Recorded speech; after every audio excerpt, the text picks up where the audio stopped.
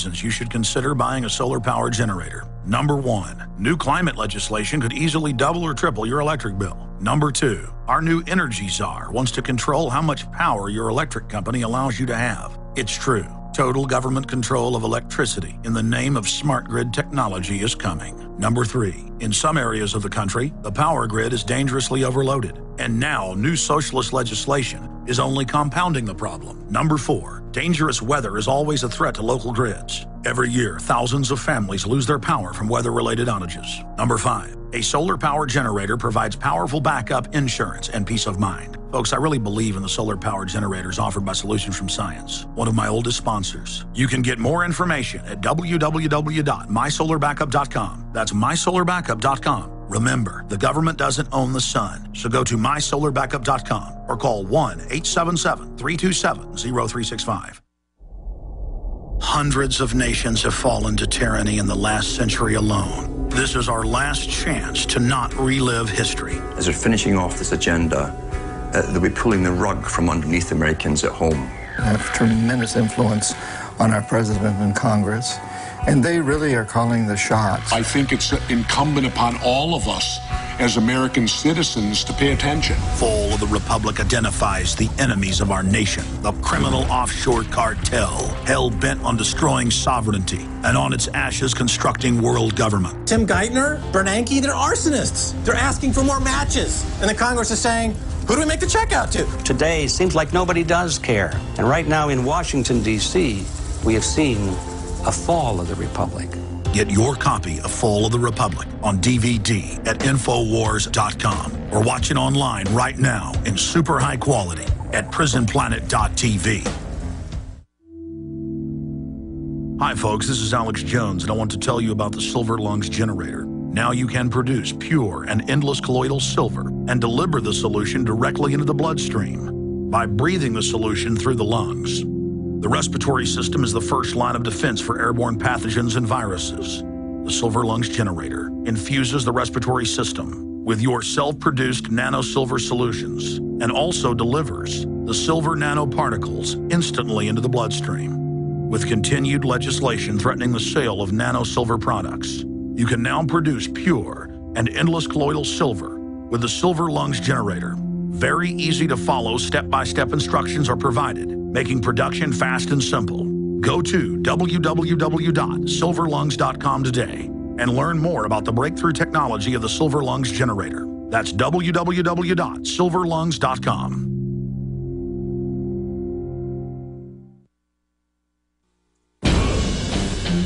We now take you live To the Central Texas Command Center. in the heart of the resistance. You're listening to The Alex Jones Show. All right, we're going to let Dr. Begich go. I've got a huge news blitz that I must cover. I promised myself this morning I would get to at least, the headlines here. I've gotten to some of it.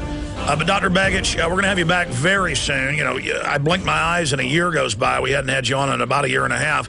He's back with us here today. But there's a lot of different sites folks can visit. We sell your books and videos. People can get them at earthpulse.com. What are some of the other sites people can visit to find out about the exciting stuff you're doing? Well, the Earth Pulse site has, a lot of articles and information. A lot of free information, incidentally, is there as well. But, if people want our books and videos, go to Infowar.com. Support Alex's work and mine by doing that, and I appreciate it.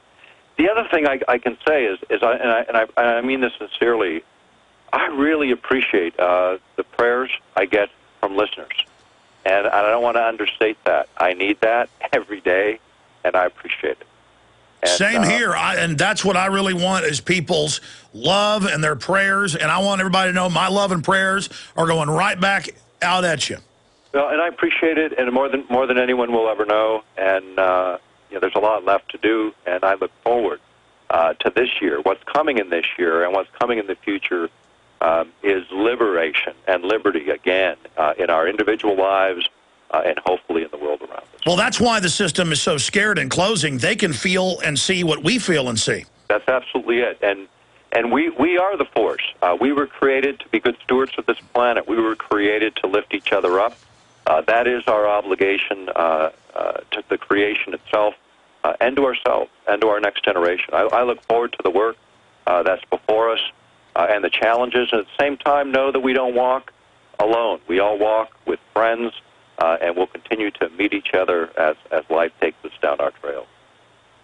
God bless you, Dr. Nick Begich. We look forward to speaking to you again in the near future. God bless you and your listening audience. Take care now. All right, amazing talking to him. He's, the last few years, really not been doing anything.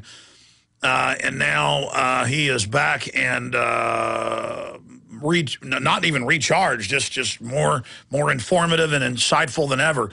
And everybody, either people are giving in more to evil and corruption and getting more into that, or they're getting more into freedom and liberty. And I can just feel it every day. I can hardly contain myself. I mean, but then it's also very frustrating to see all the corruption and bad things growing as well. And I don't even so much get angry as I just get motivated to sweep these people aside, because I can just see them. I can tell you they're weak. I know they're bad. And it's because we haven't stepped into who we really are that they've been able to get away with this. It is a joke. It is a joke. It's like watching an ant whip an elephant. And that is absolutely backwards. Okay. When I see stories like this, it makes my mind, as I said in the first hour, explode in 1,000 fractals of understanding. It's like a shake and bake. It's like box-made brownies or biscuits. I mean, all you do is add milk. It's a prepackaged tropism. It's always done the same. How do we know different terror is staged? We look at it. It has all the same characteristics, the patsies, the people being protected, the setups, the giving them the passports, their boss being Pentagon run. And when I saw the bombing in Egypt over the weekend, I was pleased, let it be real Muslim terrorists. Please, please. That's much less scary in my gut than knowing the government's doing it. Please, please, please, please. Please let 911 be the way they say it is. But it isn't. And it's always the same story. They were being protected. The police had folks evacuate. There was inside knowledge. Government intelligence was involved. It's always the same. They're going to use it as a crackdown measure. I mean, you think I'm happy that Anwar al-Awlaki, one of the top al-Qaeda people, is admittedly a Pentagon secret asset and running the attacks? I mean, I'm not concerned about a bunch of ragtag idiots running around in the desert. Ragtag idiots can't pull off 9/11, ladies and gentlemen. They didn't, okay? And it's the same thing. This top Pentagon aide to Bush, senior and junior and Reagan, involved in all sorts of very suspicious things. We've done research on him. In the White House, in the Pentagon, he's found in a trash can that was then dumped into a landfill. Now, in Fahmy Malik fame, the Arkansas Medical Examiner, they killed people. That is, someone in the government killed people. And then Fahmy Malik would declare it suicide when they'd been shot, arms and legs cut off. I mean, ridiculous stuff, okay? It'd be like saying I cut my own arms and legs off and then put myself in a trunk and threw it in the Atlantic Ocean. It's impossible. But a few days ago, we learned he's dead. Dead in a landfill. And now they want to imply that he was a bad guy, showing that he must have gotten some information out to the media or somebody, and now they want to discredit him.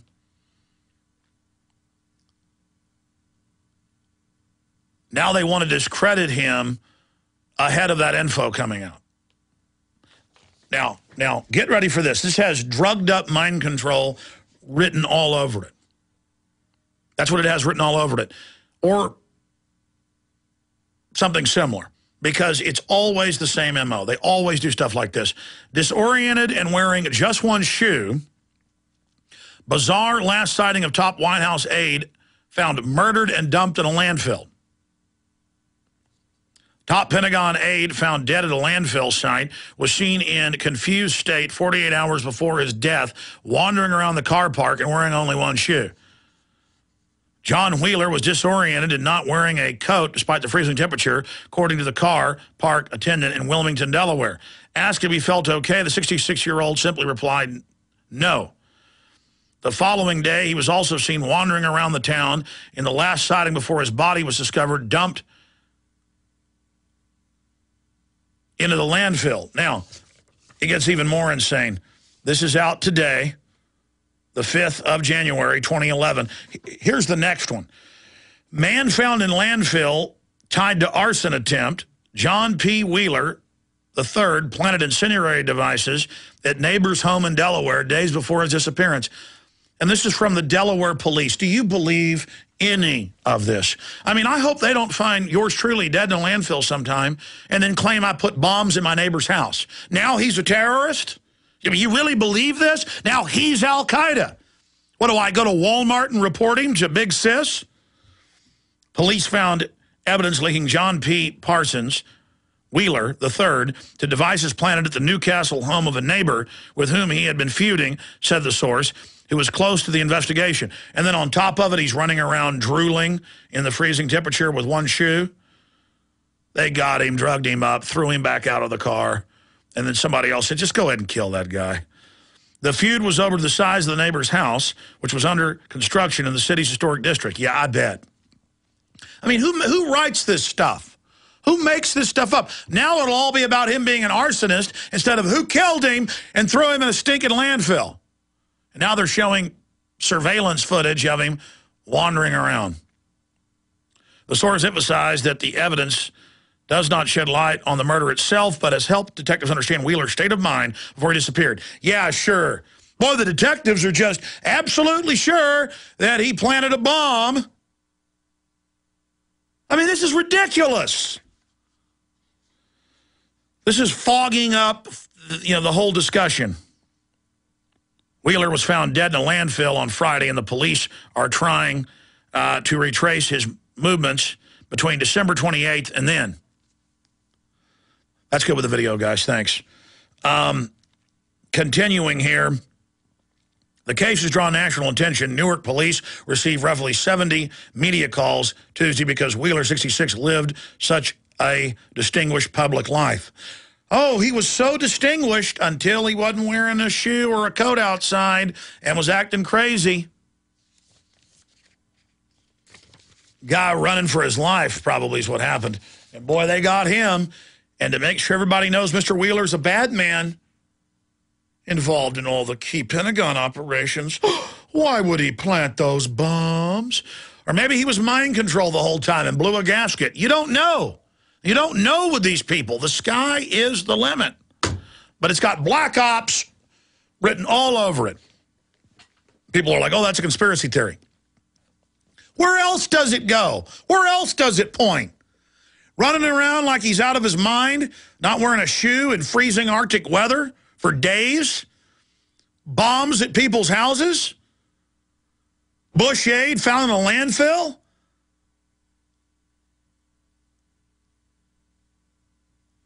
I remember having the D.C. madam on a few months before she was killed. And I told her, I said, if you know more stuff about the Johns that your women were seeing, top brass, White House, you name it, is reportedly what was in there, you better tell people right now. And she's like, no, I'm going to hold on to all of that. And then I called her landlord at the condo she owned, and she wasn't going to kill herself. She said she was being followed. She was going to hide the stuff with her mommy.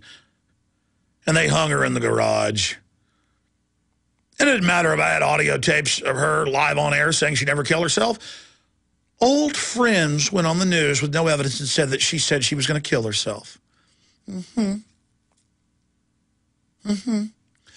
me tell you something. I will never commit suicide. Never, never, never, never, never. And anybody that pops up and says that I told him I was, that person's a stinking New World Order piece of trash. I want that on record right now.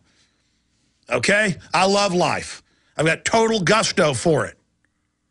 So much. I love life so much, I'm willing to put myself in the crosshairs for everybody, including my children, because people before me did it, so we'd have some basic dignity. I'm in love with life. I'm in love with creation. I'm in love with everything good. I know how to recognize what's wholesome. And this New World Order is the